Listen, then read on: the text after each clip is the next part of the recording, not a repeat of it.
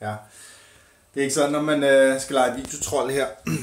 Jeg prøver at lave et videoblogindlæg, og jeg ved ikke, om man kan se her, der har jeg skåret nogle æbler. Det er sådan, at jeg har modtaget en rigtig lækker bog, som hedder Flydende Magi, Juicer og Smoothies til børn. Og jeg slår op på en juice her, jeg godt kunne tænke mig at lave, som hedder en swag juice. Og der skal man blandt andet bruge et æble, som jeg så har lavet her. Og der skal også noget fennikel, 2 røde peberfrugter og noget rødkål til.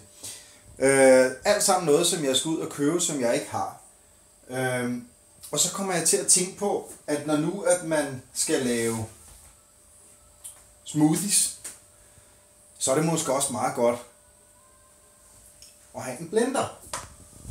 Og der tænker jeg umiddelbart, at min kaffemaskine ikke kan gøre det samme stykke arbejde.